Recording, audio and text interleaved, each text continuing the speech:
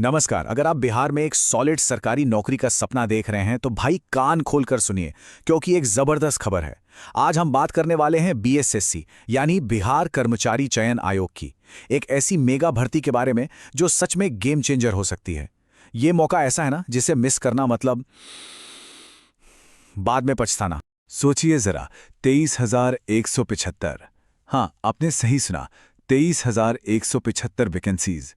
ये कोई छोटा मोटा नंबर नहीं है दोस्तों, ये एक बहुत बड़ी अपॉर्चुनिटी है।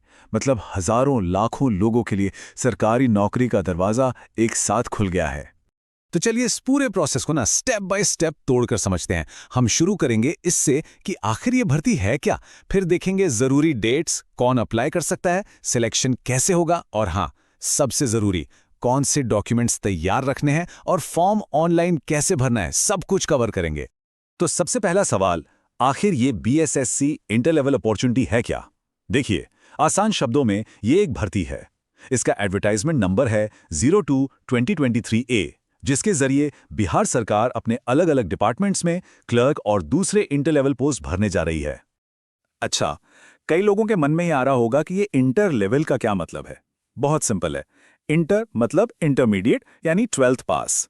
अगर आपने 12th क्लास क्लियर कर ली है किसी भी रिकॉग्नाइज्ड बोर्ड से, तो बस आप इस रेस में शामिल हो सकते हैं। ओके, अब आते हैं सबसे क्रिटिकल चीज पर, डेट्स।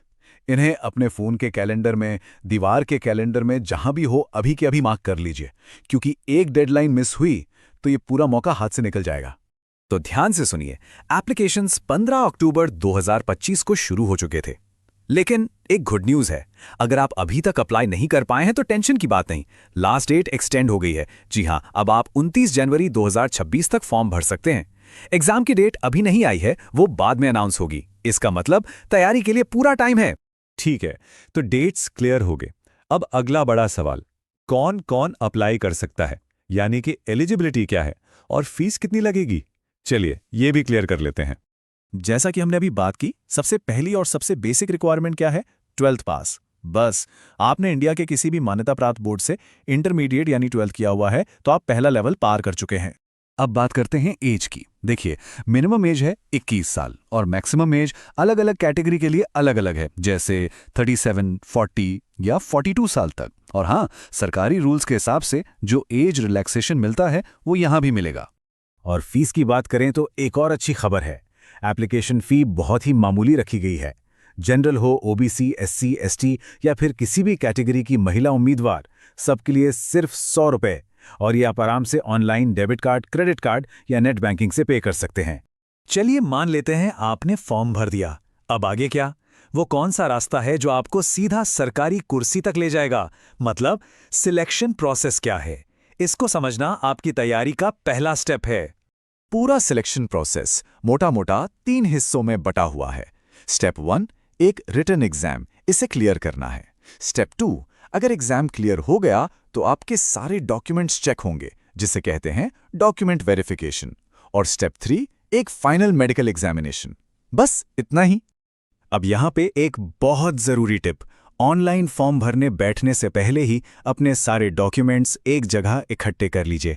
यकीन मानिए, इससे आपका प्रोसेस एकदम स्मूथ हो जाएगा और गलती की गुंजाइश ना के बराबर होगी।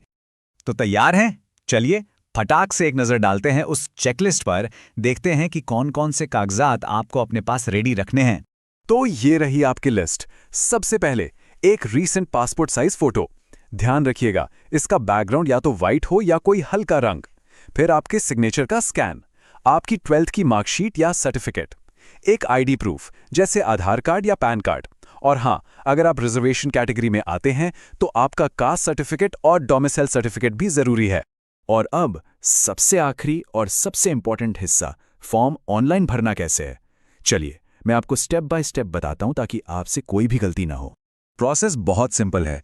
स्टेप 1, बीएसएससी की ऑफिशियल वेबसाइट पर जाइए। स्टेप 2, वहां आपको 2025 इंटर लेवल रिक्रूटमेंट का अप्लाई लिंक दिखेगा, उस पर क्लिक कीजिए।